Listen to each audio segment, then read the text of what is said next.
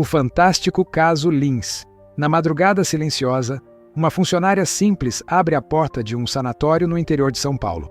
Do lado de fora, uma mulher de aparência incomum entrega um frasco brilhante e fala em um idioma impossível. Minutos depois, uma luz difusa acende sobre os canteiros e um objeto com forma de pera ergue-se do gramado, deixando marcas queimadas. Nesse instante, uma pergunta corta a noite como uma lâmina. O que realmente aconteceu em Lins, no dia 25 de agosto de 1968? Este episódio mergulha em um dos relatos mais intrigantes da ufologia brasileira, o fantástico caso Lins, também conhecido como caso Maria Sintra. A história atravessou décadas, mobilizou imprensa, despertou investigações militares e alimentou discussões que persistem até hoje. Foi um mal-entendido, uma fraude ou um contato real com o desconhecido? É isso que você vai entender agora, com fatos, contexto e as principais hipóteses, em uma narrativa que não foge das perguntas difíceis. O cenário da época: Brasil, interior e a onda de mistérios. Final da década de 1960. O Brasil vivia tensões políticas, modernização acelerada e uma comunicação de massa em expansão, na qual rádio e televisão começavam a pautar o imaginário nacional. No interior do estado de São Paulo, a cidade de Lins mantinha o ritmo de município ferroviário, agropecuário e de serviços de saúde regionais. Entre eles, um sanatório onde trabalhavam atendentes, enfermeiros e servidores que acompanhavam pacientes por longos períodos. Naqueles anos, o mundo inteiro acompanhava relatos de objetos voadores não identificados. A corrida espacial aquecia a imaginação coletiva, e no Brasil, a aeronáutica organizava uma estrutura de investigação para compilar, analisar e documentar ocorrências pelo país. Em paralelo, associações civis de pesquisa ufológica atuavam com entrevistas, boletins e arquivos próprios, criando um ecossistema em que casos relevantes, como o de Lins, não passavam despercebidos. É nesse caldo de curiosidade científica, apelo midiático e testemunhos inesperados que um encontro em comum ganharia contornos de clássico. O caso Lins em detalhes, da oração ao objeto em forma de pera, madrugada de 25 de agosto de 1968. No então sanatório da cidade de Lins, referido à época como Sanatório Serafim Ferreira e também conhecido em registros posteriores como Hospital Clemente Ferreira, Maria José Sintra, funcionária residente, desperta por volta das 5 horas da manhã para sua oração diária. O silêncio do corredor é interrompido por ruídos secos, descrevidos por ela como estalidos vindos do pátio. Curiosa e atenta, Maria se aproxima da janela e percebe o vulto de uma mulher diante da porta. A atendente desce as escadas, veste o jaleco e pergunta, como de praxe, se tratava de um internamento. Em resposta, ouve palavras incompreensíveis. A visitante de pele clara, estatura mediana de cerca de 1,60 m, vestido de gola alta com mangas compridas e capa de tom azul claro, brilhante, usa uma touca que cobre parte da cabeça. Nas mãos, traz um frasco com cerca de 20 centímetros de altura. O objeto parece muito bem feito, quase elegante. Maria interpreta que a visitante pede água. Conduz a mulher até o bebedouro no hall de entrada. Enquanto enche o frasco, nota detalhes do material e do acabamento. Em seguida, a visitante estende uma caneca pequena, recolhe mais água e bebe. Os olhos da desconhecida se voltam então para 2 automóveis visíveis através da porta de vidro. A atendente explica. Um pertence ao médico de plantão, o outro ao administrador. No retorno pelo corredor, já no pátio, a mulher segura a mão de Maria e dá tapinhas amistosos em suas costas, repetindo expressões soando como embaúra, embaúra, embaúra, uma sequência de sons que não se encaixava em nenhum idioma conhecido por ela. A visitante afasta-se da saída e caminha em direção aos canteiros, rumo aos muros altos do pátio. De súbito, acende-se uma luz difusa sobre a área ajardinada. Maria descreve então um objeto com forma de pera, pairando a quase 1 metro do chão. Em uma das vigias da estrutura, ela distingue mãos manipulando comandos em um painel interno. O objeto decola, emitindo estalidos semelhantes aos ruídos que ela ouvira antes.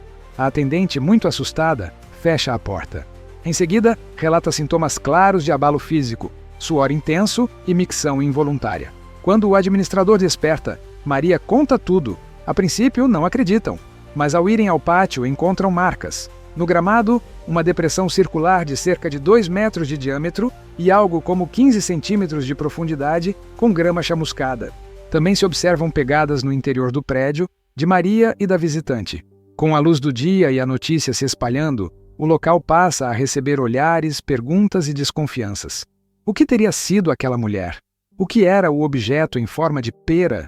E, talvez o mais perturbador, como explicar o rastro físico no gramado, as testemunhas, perfis, impressões e credibilidade? O ponto de partida é o depoimento de Maria José Sintra, mulher de rotina metódica, devota, funcionária residente, sem histórico de busca por atenção pública. 4 meses após os fatos, associações civis de pesquisa registraram entrevistas detalhadas com ela, reforçando a coerência do relato principal e acrescentando elementos descritivos sobre voz, vestes, gestos e comportamento da visitante. Nos dias seguintes, multiplicaram-se observações na região, luzes no céu, movimentos insólitos e relatos de madrugada por moradores, motoristas e trabalhadores. Algumas testemunhas eram pessoas comuns, outras funcionários do próprio sanatório. Para o documentário, importa menos a quantidade bruta de depoimentos do que seu padrão convergente. Horários parecidos, zonas próximas e descrições consistentes de luzes intensas e trajetos silenciosos. E aqui surge uma camada humana que raramente entra nos resumos: o medo. Internos, trabalhadores e moradores permaneceram por alguns dias em um estado de alerta tenso, colando a orelha em qualquer ruído de motor, varrendo o céu com os olhos e tentando costurar sentido onde talvez só houvesse fragmentos de mistério. As investigações, quando o enigma vira dossiê. Com a repercussão, investigadores militares e ufólogos civis chegam a Linz.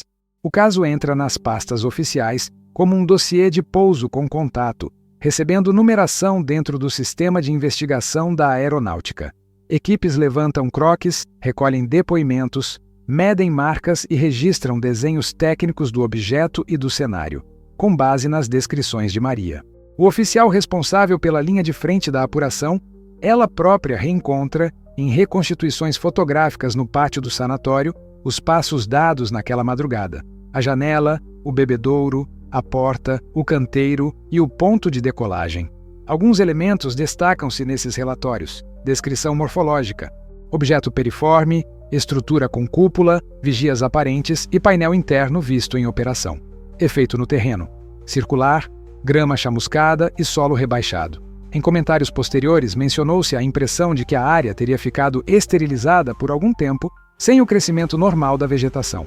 Efeito fisiológico: o susto de Maria com sintomas agudos e imediatos. Elemento linguístico: as expressões ininteligíveis proferidas pela visitante, repetidas como fórmula breve, com a sonoridade lembrada como embaúra. Em paralelo, entidades civis produzem seus próprios boletins, reúnem matérias de imprensa e debatem hipóteses. Da parte militar, o caso não recebe conclusão definitiva. E é exatamente essa suspensão, um registro minucioso sem carimbo de resolvido, que alimenta o fascínio e a controvérsia até hoje. A repercussão: manchetes, patrulhas e comoção. A cobertura de jornais, rádios e televisões transforma Linz em palco nacional. Equipes de reportagem circulam pela cidade, entrevistam testemunhas, caminham pelo pátio do sanatório, fotografam as marcas e exibem, em programas de grande audiência, reconstituições do episódio. O clima de avistamentos sucessivos rende manchetes como "Discos continuam rondando", e as noites seguintes registram novos relatos. A mobilização envolve autoridades locais e forças de segurança. Patrulhas noturnas percorrem rodovias e áreas rurais nas imediações, na tentativa de antecipar novas aparições. No imaginário coletivo, o caso abandona o status de curiosidade e assume o de assunto sério, que requer procedimentos, vigilância e respostas. Há também um lado sombrio da cobertura: a pressão por imagens e versões em tempo real. Em meio à correria típica de coberturas extraordinárias, profissionais da imprensa enfrentam desgastes físicos e riscos de deslocamento. A cidade, por sua vez, divide-se entre ceticismo, espanto e expectativa. As conversas de padaria, os programas de auditório, as rodas familiares, tudo parece reclamar uma explicação. No madrugar de 25 de agosto de 1968, uma atendente ouve estalidos, encontra uma visitante incomum, leva água, observa um objeto periforme pairando e vê o gramado de um sanatório marcado por um círculo chamuscado. Investigações oficiais e civis registram o episódio com rigor. A imprensa amplifica, testemunhos se acumulam, hipóteses surgem, colidem e deixam uma pergunta aberta. O que exatamente ocorreu aquela madrugada? Seja qual for a resposta, o caso Lins nos oferece 3 aprendizados. Primeiro, mistérios não servem apenas para assustar, servem para afiar nosso método. Segundo, grandes histórias pedem coragem, para ouvir, para duvidar e para seguir perguntando. Terceiro, por trás do extraordinário, muitas vezes há gestos simples, um pedido de água, um olhar curioso para 2 carros, um adeus discreto. E agora, uma provocação para você que chegou até aqui. Se estivesse no lugar de Maria, o que faria? Abriria a porta? Ofereceria água? Ou trancaria a fechadura e fingiria que não ouviu os estalos? Se este mergulho no fantástico caso Lins te prendeu até o fim, curta este vídeo, inscreva-se no canal e ative as notificações para não perder os próximos documentários. Na sequência, recomendo o episódio sobre outro clássico brasileiro de pouso com efeitos físicos, uma história que dialoga diretamente com o que vimos hoje e adiciona novas peças ao quebra-cabeça. Obrigado por acompanhar. Até lá!